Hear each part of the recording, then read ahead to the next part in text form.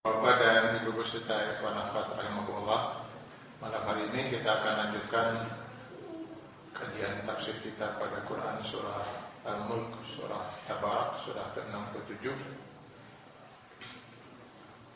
pada ayat 24. Ayat 24 ini kembali Allah mengingatkan kepada manusia, sekaligus ya tentunya menyadarkan harusnya bagi orang yang mau sadar bukti ketiga kemahakuasaan Allah yang Allah nyatakan di dalam surat Al-Mulk. Bukti pertama atau burhan dalam bahasa Al-Quran itu tentang burung yang Allah ciptakan tidak jatuh dalam keadaan sayapnya terbuka maupun saat burung itu menutup sayapnya. Yang kedua yaitu yang soal penciptaan manusia. Qul huwallazi ansaakum wa ja'ala lakumus sam'a wal absara wal afidah, yang sudah kita bahas. Dan yang ketiga di ayat 24 ini, itu dalam firman Allah Subhanahu wa taala, "Qul," katakan Muhammad, sampaikan pada orang-orang kafir, orang-orang musyrikin itu, bagaimana mungkin mereka tidak beriman pada Allah padahal dialah wallazi zara'akum fil ardh, dialah yang telah menjadikan kalian zuriyah. Zuriyah itu keturunan, artinya berkembang biak di muka bumi. Artinya manusia kemudian punya keturunan, dan entah sudah berapa abad ini sejak Adam tidak berhenti, keturunan manusia itu tidak berhenti, terus saja kita melahirkan anak, anak-anak kita melahirkan anak lagi keturunan, dan makin hari tentu saja jumlahnya semakin banyak, hingga di mana-mana ribut ber-KB segala macam. Nah, yang sebenarnya maha kuasa untuk menciptakan manusia dengan keturunannya itu Allah. Dan kalau dalam bahasa keimanan kita, sesungguhnya penciptaan manusia itu sudah Allah tetapkan gitu, jumlahnya sejak di alam ruh, yang kita nggak tahu berapa miliar atau berapa triliun, bahwa Allah menciptakan manusia itu tidak setiap saat menciptakan makhluk manusia baru gitu, tapi Allah sudah ciptakan semua ruh manusia yang akan lahir ke alam dunia ini, itu sudah diciptakan terlebih dahulu di alam ruh. Barulah nanti satu demi satu akan lahir ke alam dunia lewat alam rahim, ditiupkan oleh perantaran malaikat. Jadi ruh anak-anak cucu kita semua sedang nunggu di alam itu, nunggu giliran untuk lahir. Jadi bukan setiap hari Allah menciptakan roh baru. Di ruh semua manusia itu sudah Allah ciptakan. Semua roh manusia sudah diciptakan oleh Allah, sudah jadi. Sementara manusia dalam arti ruh dan jasad, maka itu belum ada satupun yang hidup. Barulah berangsur-angsur Allah menciptakan jasad manusia. Jasad pertama itu langsung oleh Allah itu. Diciptakan jasad Adam dari tanah, lalu ruhnya ditiupkan. Jasad Siti Hawa juga langsung oleh Allah gitu, dari tulang rusuk Adam. Nah, selanjutnya jasad manusia itu diciptakan oleh Allah lewat hubungan suami istri. Ya tetap saja Allah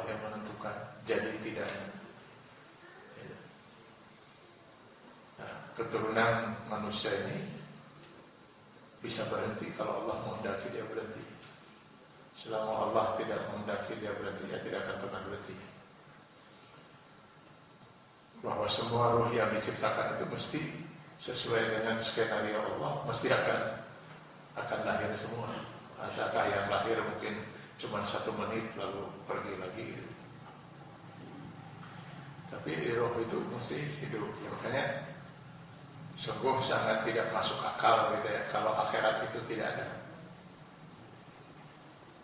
Kenapa? Apa artinya roh itu masuk ke dalam rahim lalu lahir ke alam dunia, 5 menit kemudian mau? Andai kata tidak ada alam barzah, alam dan seterusnya sampai alam akhirat, untuk apa 5 menit? 5 menit terus.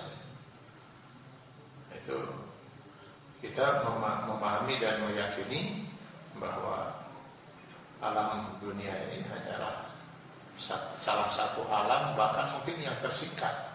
Bukan mungkin, yakin tersingkat. Ya, paling tinggi umur kita berapa tahun lah di alam. Tapi nanti kita di alam barzah mungkin ratusan tahun, mungkin juga ribuan tahun, tergantung kapan kiamat terjadi. Di alam mahsyar nggak tahu berapa lama, di alam hisab berapa lama, alam mizan, alam sirat, sampai akhirnya masing-masing kita kekal di surga dan nauzubillah orang yang kekal di neraka. Jadi setiap ruh pasti akan, jadi Allah yang menciptakan itu, berkembang biaknya manusia. Wallazi zara'akum fil ardi wa ilaihi tuhsyarun, dan kepadanya lah nanti semua itu akan dikumpulkan. Nanti maka tuhsyarun ini has, ya, has itu berkumpul, mahsyar tempatnya, tempat berkumpul.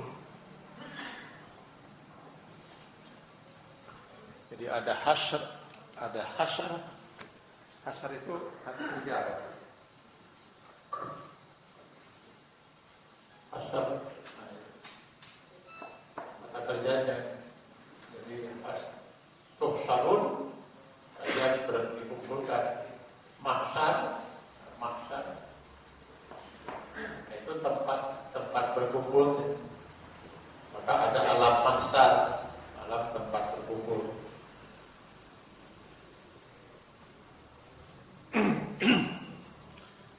Hanya ya bisa juga makan al-makan itu tempat juga. Bedanya mahsyar ini punya istilah tersendiri. Mahsyar itu tempat berkumpul, suatu tempat yang terkesan seperti tidak bisa menampung gitu. Itu mahsyar namanya. Masjid ini belum bisa disebut mahsyar. Kenapa? Karena masih lalawong, masih ada tempat-tempat yang agak leluasa. Tapi kalau sekarang datang lagi 500 orang masuk ke ruangan masjid ini atau 1000 orang, maka yakin kita bakal pasedak-sedak, bakal berdesakan.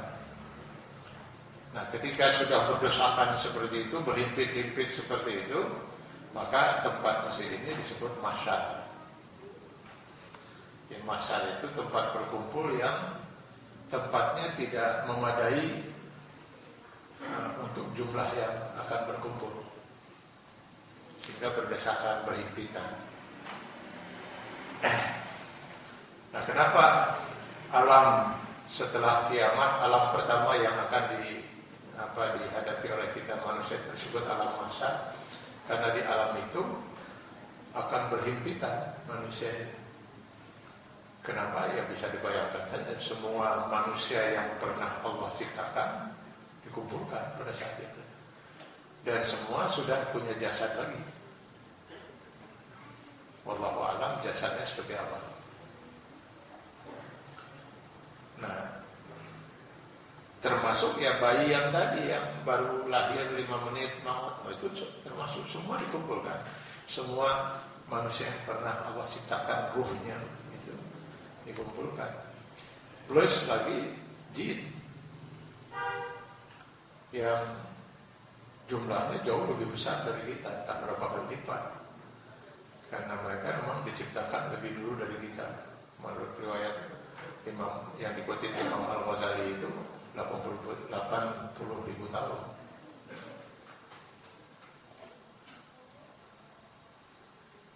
Jadi, nah pada saat itu si jin sudah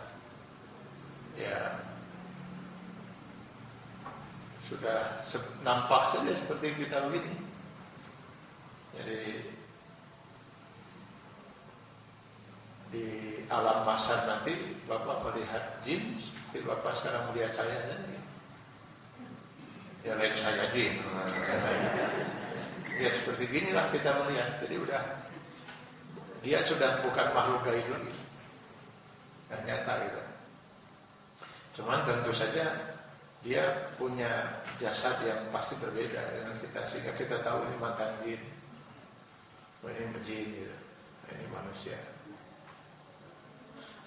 Ya semua kumpul di alam mahsyar itu, jin dan manusia yang pernah hidup, pernah diciptakan oleh Allah. Wa ilaihi tusyarun, dan kepadanya lah dikumpulkan manusia itu. Ilaihi turja'un. Kalau turja'un ya kembali. Maka innalillahi wa inna ilaihi raji'un. Kembali kita kepada Allah semua. Mau jin, mau manusia, mau kafir, mau mukmin, semuanya kembali pada Allah. Mana ada yang kembali pada Allah untuk diberi kenikmatan di surga, ada yang kembali untuk disiksa. Semuanya kembali. Maka tidak salah kalau kita melihat ada orang kafir meninggal, kita sebut innalillahi wa inna ilaihi raji'un. Itu bukan doa. Kita semua berasal dari Allah dan semuanya kembali pada Allah. Orang kafir itu kembali kepada Allah, kembali untuk disiksa.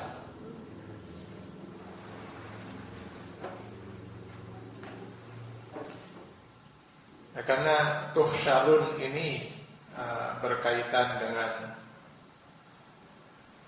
alam setelah kiamat, dan alam mahsyar adalah alam pertama yang akan dilalui oleh manusia. Maka orang-orang kafir kemudian menyatakan wa yaquluna mata hadzal wa'd in kuntum shadiqin. Orang-orang kafir itu berkata, mata hadzal wa'd, kapan wa'd itu janji ya, kapan semua ini akan terjadi, kiamat itu, alam mahsyar kita dikumpulkan, surga dan neraka dan seterusnya. Jika kalian orang-orang yang benar. Para ahli tafsir menyatakan bahwa pertanyaan orang-orang kafir dalam ayat ini jelas ini memperolok-olokkan. Bukan mereka memang ingin tahu kapan, tapi ya mempermainkan karena mereka tidak yakin. Tidak yakin kiamat itu akan terjadi. Karena mereka tidak meyakini alam akhirat seperti yang Allah nyatakan. Jadi pertanyaan ini sebenarnya hanya merupakan bentuk dari upaya mereka untuk memperolok-olokkan Rasulullah SAW.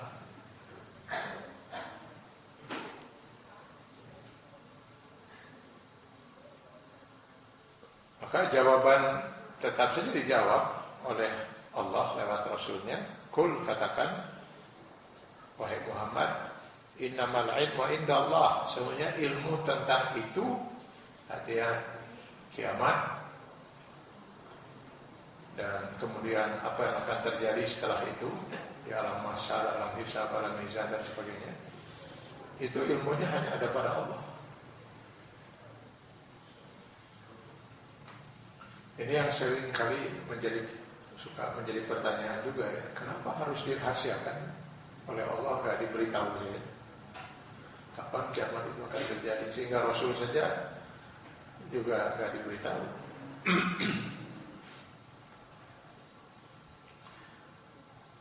Ini semua terkait dengan sifat Allah yang Maha Pengampun.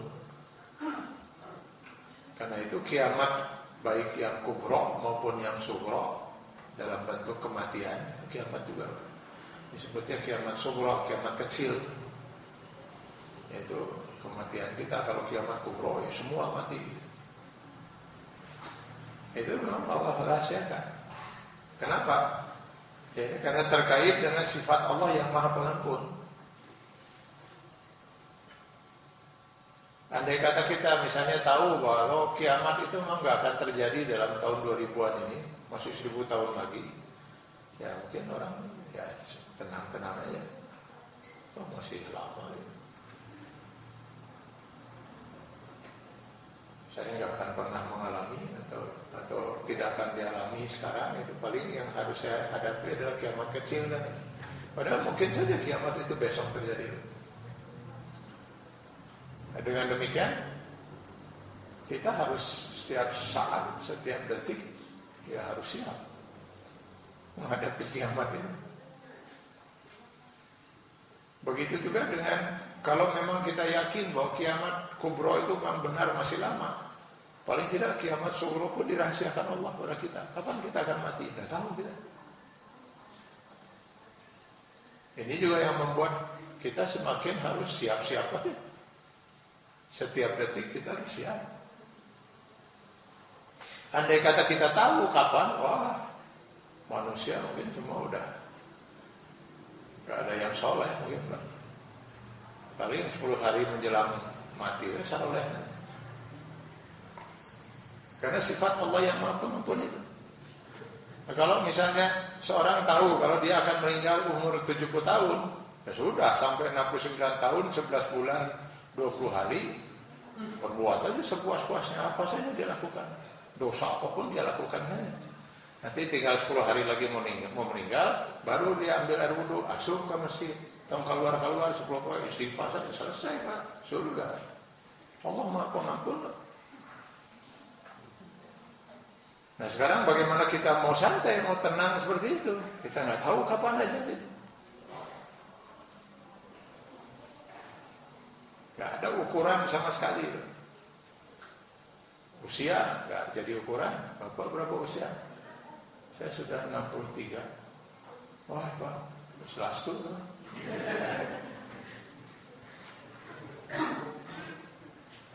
Malah berenlasan.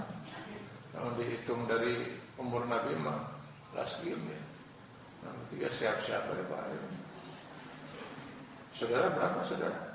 Saya mau baru 35, wah tenang, masih lila. Mungkin yang 35 malah besok. Kita katabrak, tinggal. Nah, kita harus siap saja. Saya sebelum peristiwa tabrakan yang pernah saya alami tahun 2002, itu kalau menyampaikan masalah kematian itu ya lempeng aja gitu. Hati-hati kita, setiap saat bisa saja mau itu menjemput kita. Ya memang saya terasa gitu, tapi jauh lebih terasa setelah saya mengalami tabrakan. Benar-benar terasa bahwa setiap detik kita harus siap. Harus siap aja. Ngimpi-ngimpi aja gitu, gak ada firasat malamnya tuh ya. Besok saya mau tabrakan itu. Dan saya menganggap sudah selesai waktu itu. Sudah selesai.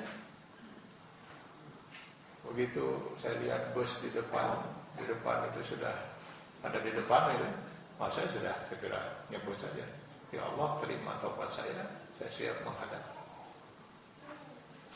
Semua terlintas, semua keluarga saya takbir. Ternyata karena kenapa? Ya belum ajal ya.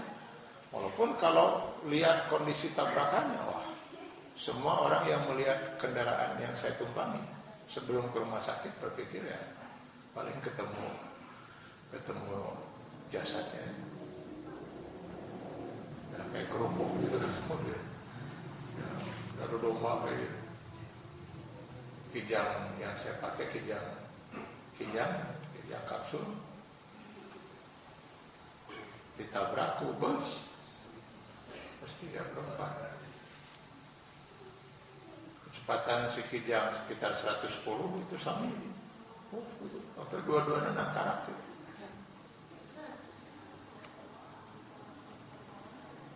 Saat itu saya berpikir selesai.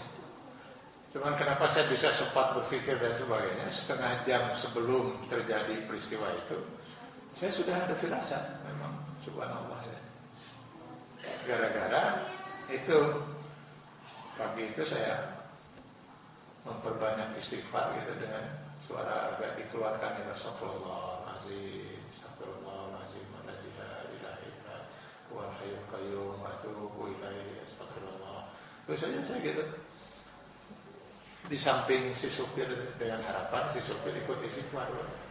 Subuh, ya, dari mulai subuh kita berangkat. Peristiwanya sendiri jam 7 aja.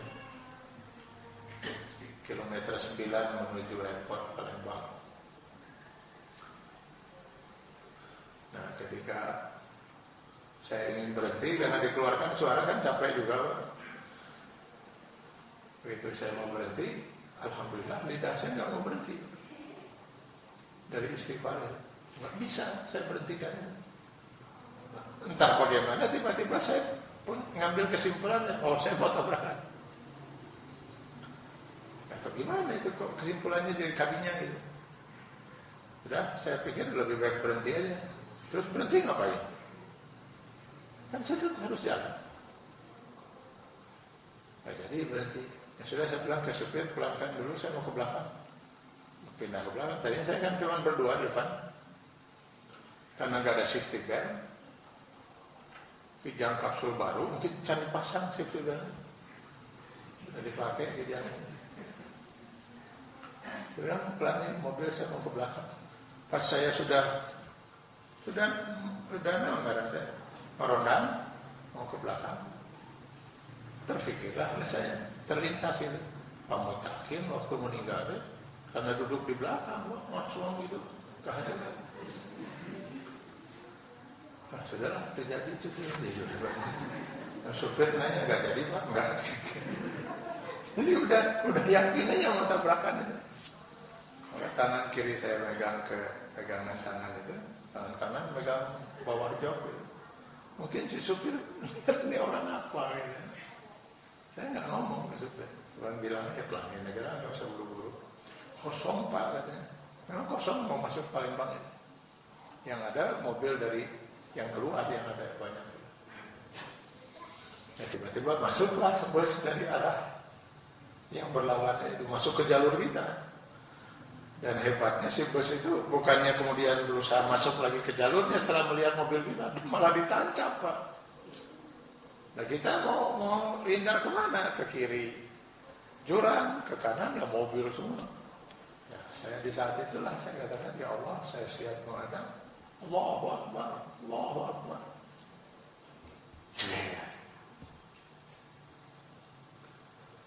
Ya alhamdulillah saya ingat semua Pak. Jadi nggak sempat sampai nggak sadar, sehingga saya bisa mengendalikan yang mau mengeluarkan saya dari dalam mobil pecahkan. Susah Pak, udah kayak kerupuk dari mobil. Narik dari tangan, saya bilang jangan, tangan saya patah.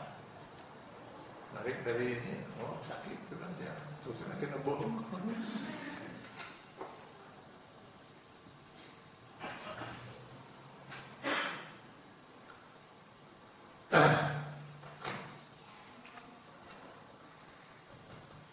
Ya, kurang lebih sejam di jalan menuju rumah sakit itu. Duduk tidak bisa, berbaring sakit. Dada kena, Pak, rusuk saya 5 kena. Ini patah, gigi, rahang. Saya terus saja beristighfar, bertasbih, berzikir. Nah, begitu sampai di apa? Nah, udah di masa kita. UGD dapat infus, lah, kayaknya saya bakal selamat ini, mau jadi mau tercikan. Saat itulah saya menangis dan saya berdoa pada Allah, ya Allah, apakah nanti kalau saya hari ini selamat, ya, saya kan tetap akan mati. Pastikan nanti saya akan diberi kesempatan dulu beristighfar seperti ini. Kalau nanti engkau tidak akan izin kasih lagi kesempatan saya istighfar dulu, sekarang saja Allah. Perasaan saya waktu itu kalau harita cigana salaman, cigana gitu lah. Sejam setengah kita beristighfar dan aku gitu. Ya alhamdulillah selama 5 hari di sana nggak ditangani oleh rumah sakit itu. Dada saya yang sudah kempes sebelah ya, biarkan. Infus habis nggak ada yang ganti. Dan itu rumah sakit nasional swasta terbaik kedua. Nasional terbaik se-Sumatera. Kenapa? Karena itu milik orang-orang Nasrani. Mungkin kehul, ada yang saya takbir, atau orang lalu mulai curiga. Bahkan Kadit Lantasnya kebetulan saya kenal, datang ke rumah sakit. Kita sedang mencari siapa sebenarnya mereka. Karena 4 yang ada di dalam bus cuma 4 orang dan 4-4-nya kabur.